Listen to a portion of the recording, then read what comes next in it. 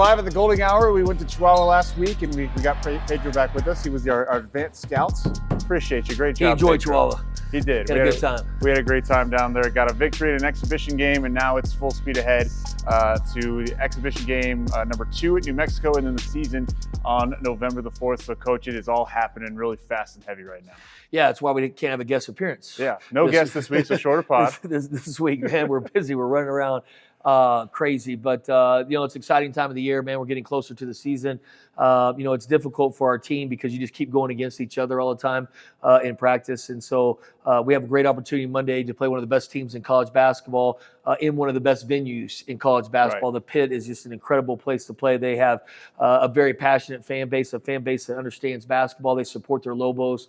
I would expect a great crowd there, and we're obviously looking forward, not looking ahead. I hate to do that, but in 2 years being in the same conference with them Right. now in the Mountain West, and so excited about the opportunity and look forward to competing against them. We'll get to the Lobos here in a second. Let's look back to last week, though. Obviously, I'm putting together. It'll end up being about an 11-minute documentary type thing about the whole trip. Do you need some help with that, or you know how to edit? Oh, no. Okay, well, no. I'll have you review some of it to make sure everything is meets the standard, I guess. But put it all together. But I mean, what a trip that was! Obviously, coming away with the victory. Did you see everything that you wanted to see on the court? Obviously, it's tough going against an opponent like that. But did you see everything you wanted to see? And also, what was your favorite part of the trip just off the court? Yeah, I think basketball-wise, I think we got as most out of it as we could. Everybody got the opportunity to play. We got a bunch of people minutes. I would say the majority of our guys played between 15 and 20 minutes, so that was good to get them some game time experience. I applaud how hard their team played. And obviously the talent the differential was definitely there and visible, but their kids competed hard. And so I thought that was great. I thought the crowd was terrific. I was impressed with our guys. Obviously we turned them over a lot, which is what we like to do. We valued the basketball, which is something that we've been talking about and that we have to do. And then I thought you saw some good things. The ball movement was good for us offensively. We executed things when we had the opportunity to execute. We obviously got out and ran when we could. Then defensively, I thought we played hard. There's still a ton of stuff that we have to clean up on the defensive side of the floor, but I thought our effort was there, right? And it doesn't matter what opponent we play, we want the effort to be the standard of UTEP at all times, no matter who we're playing. So I thought those things were all terrific. The trip was amazing. I thought the hospitality was first class from when we landed in Chihuahua, Mexico. I fell in love with that city. What a great city. Unbelievable city. Very pretty, beautiful people there. Everybody was very nice, cordial, supportive of the minors. It was neat to see. I think I saw probably 20 to 30 UTEP shirts up in the stands. I thought that was pretty cool. It was cool too. Like right where I was sitting and filming, there was a couple wearing a Sean Kemp, Gary Payton, like Sonics t-shirts.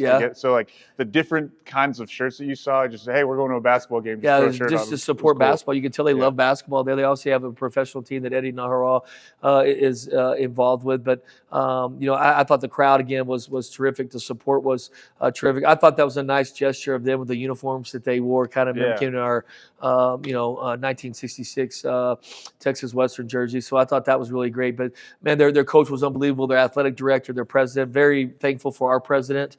And obviously she had some people from her cabinet here, her staff that joined us in Chihuahua. So got the chance to eat at the president's mansion, house. I thought that was mansion, right? I think so. It looked like a mansion. I was a little confused I wouldn't call that a house. I was a little confused as to whether is it like the White House or is it where you? Because he had his office there with all that memorabilia was incredible. All that basketball stuff he had and the hoop in the deal, which he said Dr. Wilson made first shot. But I don't know if he lives there or not. We might have to follow up on that. But it was actually whatever it was really cool. It was great. It was like a museum. There was a museum in there. Yeah, it was a palace with like a museum, all sorts of rooms. Really good salad. Maybe one of the top 5 salads I've ever had. I was going to say it's the best salad I've ever had in my life. It's really, really good.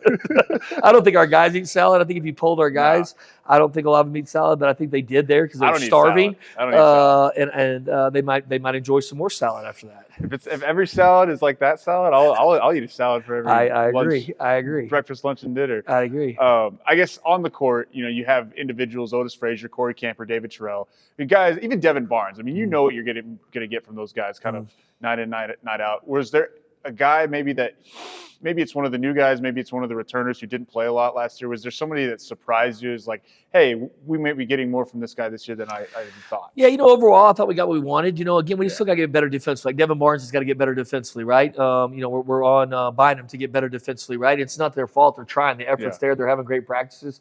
They're just learning a new system, right, and a new way of doing things. And again, I thought there was some, even with our veterans, I thought there were some things that we have to work on, right? Our veterans that have been around a while, they've got to continue to lead the charge in practice and be with leadership and get us playing. We're just a little bit behind defensively right now than where we want to be, and that's okay, man. We're ahead offensively, right, than where we've been. So, it's not effort. Effort's not the problem right now. Our guys are playing extremely hard. It's just getting certain habits down defensively of what we want to do, especially on rotation stuff.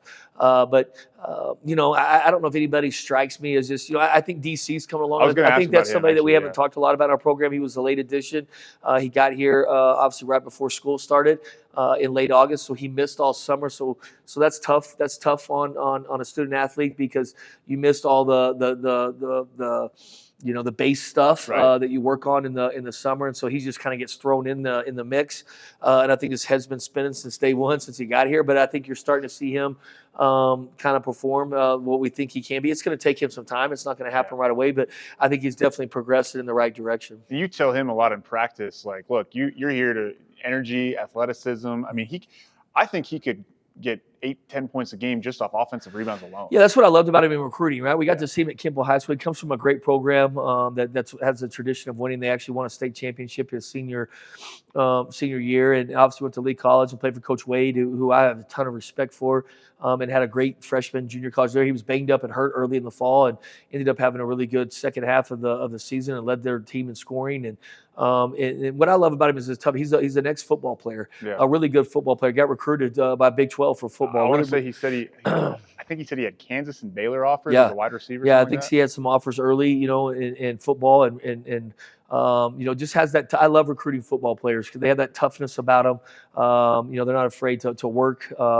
And the physicality that they bring in.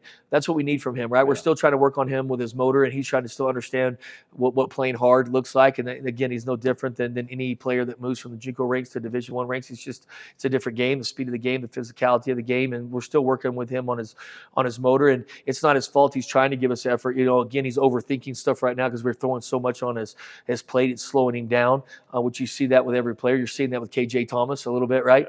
He's starting to figure it out too, but the game is still fast. But both those guys are making some huge strides for us, and I think both those guys can help us win games this year. DC for sure seems like a full-on X factor. Yeah, KJ wasn't a football player. He was not.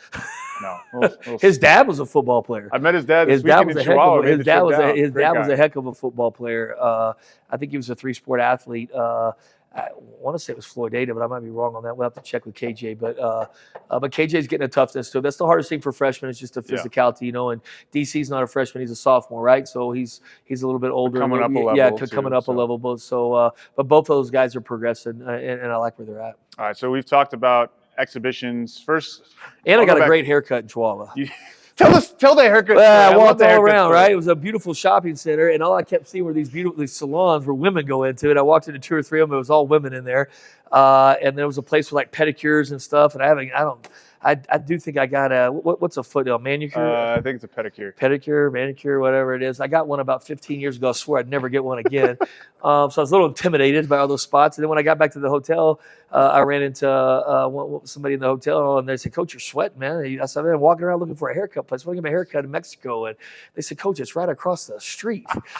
So literally 30 seconds outside the hotel was a barber shop, but got me a good haircut, man. Yeah, got me a haircut, got me a shave, got me a shampoo. It was awesome, man. Big time. I was selfish. I should have put on the text for everybody. It was funny because you didn't have it like you had your it was not like it was long and shaggy or anything like that, but you had it at the camp. Yeah. And then I didn't see you until you walked in for the game. Yeah. I was like, he looks fresh. Looks fresh. There's nothing better than a good haircut. Yeah. Right? Like a good haircut just it makes your gut slim down and makes your gut look better. Makes your face look better. When I get my beard trimmed, it makes you feel better about yourself. You have a little bit more confidence about yourself. Feel better. Feel like you have a little bit more energy. So always have a good haircut. We didn't talk about the camp either. That was awesome. Yeah, really cool. Yeah, really good. Probably 100, 150 kids there. Yeah, and they could really play. Yeah. I was very impressed with their skill level. We talk about in America sometimes that, the younger age, we skip steps in skill development. But, man, I thought the skill development that those kids displayed at our camp was tremendous. I was a little intimidated because there were so many campers there and we didn't have enough workers to maybe control the situation and get enough work done in an hour time frame to help make them better. But, man, with their skill level set, it was easy. They picked up things quick and just really, really impressed with the campers. All right. Everything good on Chihuahua. And now, obviously, looking ahead to the next exhibition at UNM. So you play the game in Chihuahua. You play the 2 games over the summer in the Bahamas. I'll even go looking at November 4th, the regular season opener at Sul Ross. Those are all 4 non-Division I teams. Are you going to take more from this exhibition game at UNM, how the team looks, good or bad, than you will from the exhibition games other than that? Yeah, I think when you look at how this it's played out, we didn't know what we were getting in Mexico, right, in the Chihuahua game. But you look at it like we've now played 3 games. We played 2 games in the Bahamas and 1 game in Mexico. But the level of competition is nothing like we're going to see Monday night. We're fixing to play one of the top teams in college basketball, a team that's coming off last year an NCAA tournament bid. They won the Mountain West Conference basketball tournament. Yeah. They got 2 preseason first-team all-league players. They're picked second in the Mountain West. And I don't know why they're picked second. I'm not in their league, but they got enough back to be picked first. Boise State must be really good to be picked first. So, and Coach Patino's done a tremendous job there. And then again, the environment there, right? We're going to be put in a lot of adversity. We're going to face a lot of adversity Monday night, right? We're going to get punched in the face multiple times by a really good basketball team Monday night, and I'm looking forward to how we respond, right? That's the key to basketball, right? That's the key to anything is how do you respond when you get hit in the face? You're going to get hit in the face. Teams are going to make runs on you. Teams are going to do things in the games. How do you withstand that, right? And hold your ground and punch back. And so not literally, right? Punch back, but you get my point. And so I'm looking forward to seeing our team compete against New Mexico. I'm looking forward to, I think we'll get on that bus Monday night and we'll know some things that we did really well. And then we're going to see some things that we've got to improve on. And then we got a week to get ready for Sul Ross to improve on those things, right? And so I think this is going to be the first time that we're going to see where we're kind of at. Now it's way early. That's the problem with these exhibitions. That's why they had them as close scrimmages because they're not games, right? We're going to play guys, maybe not extended minutes that we might necessarily play in a regular season game. We're going to play other guys more minutes to get them experience. Play Otis 20 as opposed to 30. Right. We'll do some of those things. We might mix the lineups to see how different lineups work. And again, working on execution offensively. You don't have everything in that you want to do on both sides of the ball. And so, that's why they're called exhibitions, and that's why they're usually close scrimmages. So, and I would assume Coach Patino will handle it the same way, right? So, yeah, we're going to compete. It's great to compete. We're going to get in there, and anytime you tip it up, you want to compete and you want to try to win a basketball game. And his guys will be the same way, but at the same time, it's an exhibition, right? And so we have to use that to get as much tape as we can on different guys in different situations. Then we'll come back and evaluate that tape really, really hard, right? We'll evaluate that tape, and then we'll have a lot of player meetings, and we'll have a lot of film sessions with our guys. And I think you'll see huge improvement. We will as a team. I know it's your first time kind of being around us, but you'll see huge improvement from New Mexico Monday night to Sul Ross, right? Opening night, you'll see a big jump, right? Because then you know kind of what your basketball team is and where you can get fooled sometimes when you're just going against each other or you're going obviously against lesser competition. But man, I'm excited.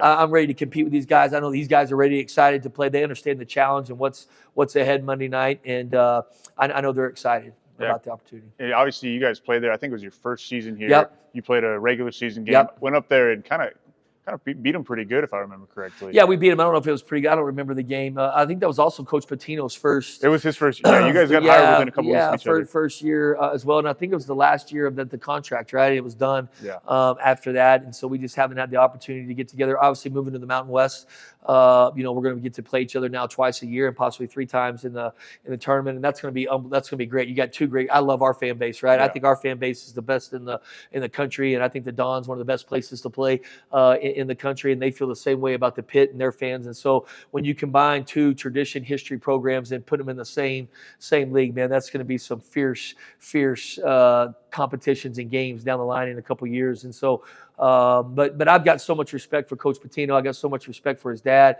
I don't really know him personally. I can't wait to talk to him when I get down there. I thought it was so neat of his dad. I got to meet his dad back at Texas Tech with Coach Beard. I had spent 2 days down with Coach Beard and his team at Tech before the season started when I was at ACU one year, and Coach Pitino was there. He was out right there. I think this might have been the year before he got that Iona job. Okay. But Coach Pitino was there, and he was watching Coach Beard's team practice and figuring out things that they needed, that he saw. And then he was involved in their tape sessions, and then he was involved with their staff. And I got to sit down with Coach Pitino and sit in those meetings, and was just, he's a Hall of Famer, right? And to see him go back to Kentucky, though, was that a week or two ago when they introduced him back in Kentucky? And he was in the film room, I think, with Mark Pope and doing kind of similar to what you were describing with Beard. And Pope played for him, no doubt. And Pope played for him, and they walked that national championship team back out that he coached. And you could see the emotion on his face, man. It meant so much to him to get to go back to Rupp Arena, and so look forward to visiting with Richard on that. But the family, Coach Pitino, Richard, Coach Pitino Jr., whatever you want to call him, their legacy in the game of college basketball is just incredible. So, that's the great thing about us. We've got playing them, on these deals. Geography plays a part in this, right? Of who you're scrimmaging, and it's because you're trying to save some money, but you want competition as well. And so, to be able to compete against New Mexico, man, this is a great opportunity for our guys. You're talking about Rich Pitino. One thing that I love, since Coach Pitino, the elder one, got back in starting at Iona, I think he has played Rich Pitino and UNM every single year, and now they've done the same thing at St. I know they're John's. going to play at Madison Square Garden this I think year. that's so cool that they've awesome. done that. No, I think it's really awesome, and what a cool experience, man. Father said, I think my son Kason wants to get in coaching. I don't know how long I'll be in this thing, but if you're in there long enough to be able to either coach with your son or be able to coach against your son, is got to be a really, really cool feeling, man. But that's a powerful family, man. Yeah. That's a powerful family that's done a lot for the game of college basketball. They've had a ton of success. It reminds me of the Coach Knight. I'm really close with Pat. Pat Knight and I go way back, and I know that relationship with his dad, while his dad was alive, was really neat, right, and unique, and it just doesn't happen all the time in our game. But I got the utmost respect for Coach Pitino in New Mexico, and that's why I'm so excited to scrimmage. When they offered us the opportunity to do it, it took us, 2 seconds to say yes, because get a look at Donovan Dent. The challenges he's going to present at the point guard position. Question. And the size and just the team. And we'll get on that bus, and not only we know what we did well and what we need to work on, we'll be a better basketball team Monday night at 10 o'clock when we're headed back to El Paso than we were when we got there. Yeah, win or lose in that point. So obviously, final exhibition game on Monday. The following Monday, November 4th, is the regular season opener. Counts for real against Sul Ross. So take me again. I'm new to this. From now, Thursday, October 24th to November 4th, on Monday.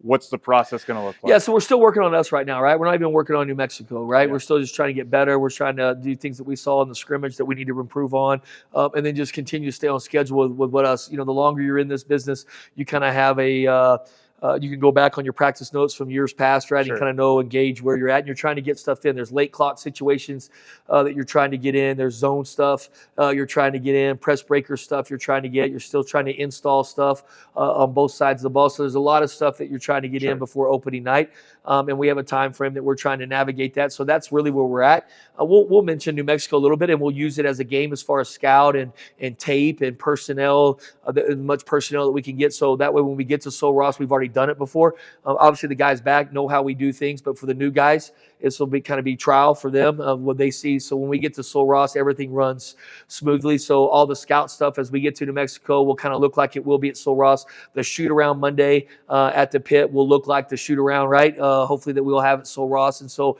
you're just practicing those things, the pregame stuff, the pregame routine. Again, you're getting all those things out of the way. And then the good thing about an exhibition, you put the uniform on, you compete in front of people, right? So you get some of the nerves and the jitters out of the way. Now there'll still be some nervousness and some jitters jitters, I assume, for some of our newcomers November 4th when we open up. But that's again the positive of playing an exhibition and playing a scrimmage of getting to see those types of things. Yeah, playing. I mean, they typically get about 10,000 people a game. Yeah. Who knows for an Yeah, exhibition? I don't know what the crowd's going to be, but they'll be a good crowd. They love basketball, and obviously they have a passionate fan base. And speaking of crowd, it doesn't matter the opponent, right? We need our crowd to back this team. This team has done a tremendous job of being involved in the community. They've done it all summer. They've done it all fall, whether it's going to schools with you, whether it's workouts, whether it's on Wednesday. Yeah, I mean, they've just done a tremendous job of getting out of the community. They've done a great job at camps. And this team deserves, our fans to support them. And so, I love our fans. We have a passionate fan base that understand basketball. You hear some of the things, it's tough to support because you have different teams every year with roster, but that's not this year, man. These guys came back. These guys came back because they love El Paso, they love our fans, and they love this university, right? And so these guys came back to play for UTEP again. And trust me, there's multiple guys, and all of them could have gone other places if they wanted to. And so, I just really encourage our fans to buy tickets, get season tickets. It helps us tremendously.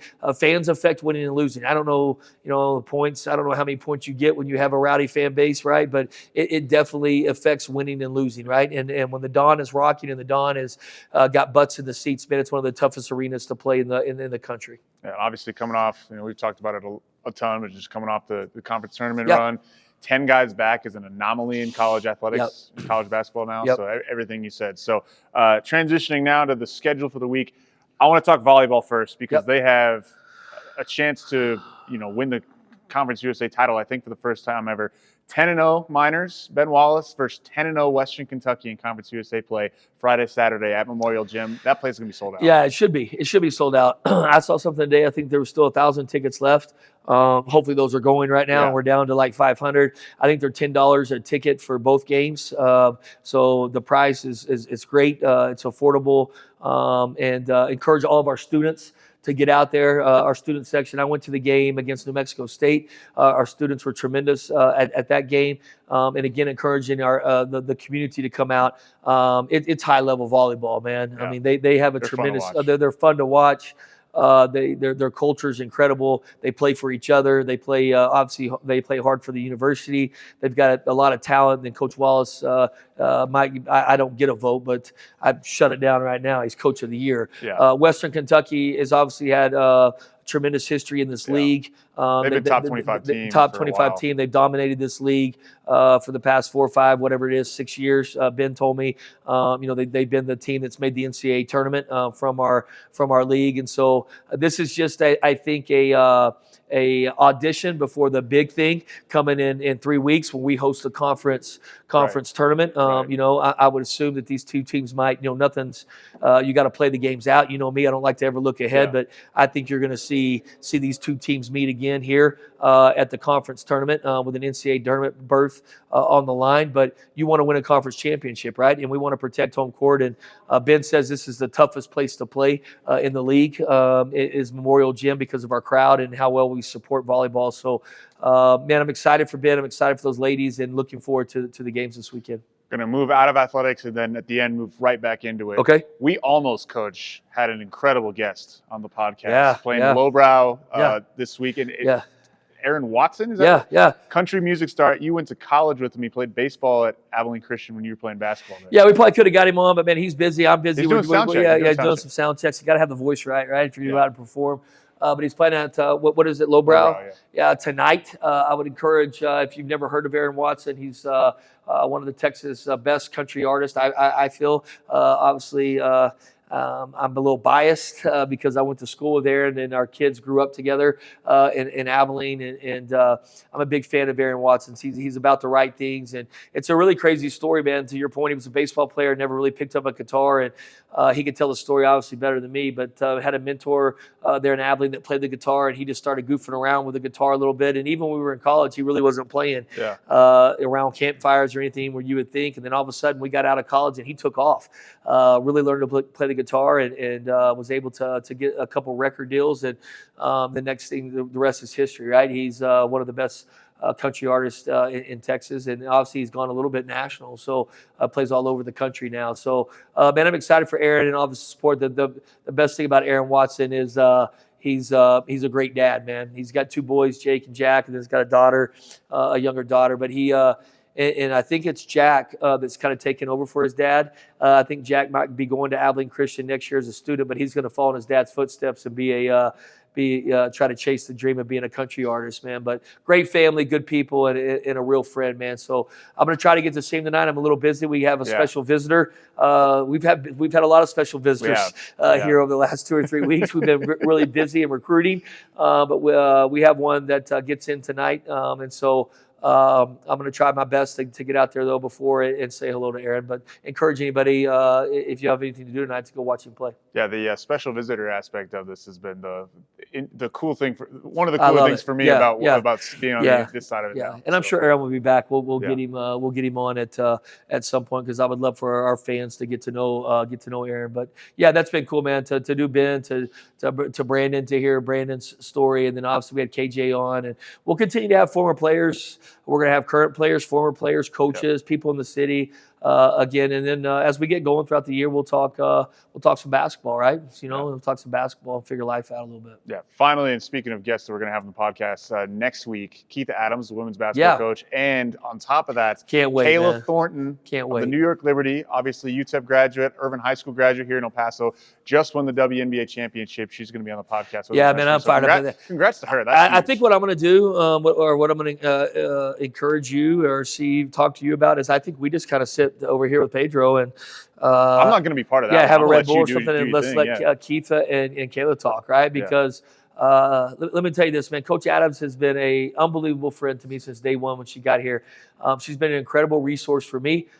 She knows this place. She wanted this place at a high level. She knows this place better than anybody that's been here. She's had success here. She's coached really good teams, really good players, and she's been a great friend to me and a resource for me. And so I don't know Kayla personally. I've met her once when she was here last season, but for her to go back and get a WNBA championship, I mean, that's just, you don't know a lot of people, that win championships in any professional sports, right? And to have one of our own, and not even UTEP, right? She's El Paso, right? Irving High School. So Irving High School to UTEP to a WNBA champion, man. It's incredible. It's awesome. And I can't wait to pick her brain and ask her questions as we move along.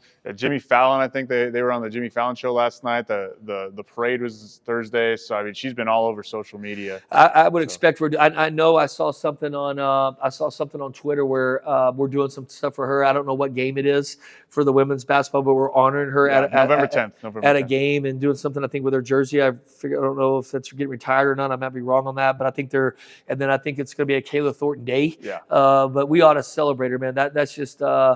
She's in a small minority of people that have the opportunity to win championships like that. It's special. It's just very difficult to do. It takes a tremendous commitment. Not only do you have to be talented, but you have to be committed and you have to stick with it at your craft. And she's it's not like she's just on the bench either. She's a real player, man.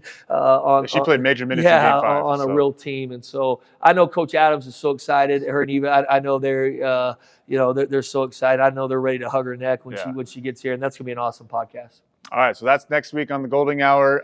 We'll also recap the New Mexico game and look ahead even more to Sul Ross next week. Anything else for this podcast? No, man. Song of the week, Aaron Watson, Straight Outta. Straight Outta. Yeah, I think it's a good song, one of his biggest hits. So lock into that, and then maybe a little pricey for the college students. G could maybe afford it. I don't know if Adam could, but. Maybe G could get Daddy's money 1 week. Daddy decides to give her a little college bonus. But the Thai salad at G2. Oh, right. Okay. Of course, we believe in water, right? Why pay $3 for a Dr. Pepper or Coke or a lemonade? Drink your water, stay hydrated. Still hot outside. But Thai salad, and throw in a little extra chicken. Okay. If you have the money, a little extra. They sometimes a little short on chicken. Little extra chicken, and then not one dressing, but 2. Right? We want to soak that thing in the Thai dressing. The dressing is incredible. So you don't want one where it's just kind of drizzled on it. We want to soak the dressing. No charge for two dressings. So get 2 dressings. But the G2, great restaurant, great people over there. The Thai salad. All right, you heard it here first on the Golden Hour. We'll see you next week with Keith Adams and Kayla Thornton. Looking forward to it. We'll see you then.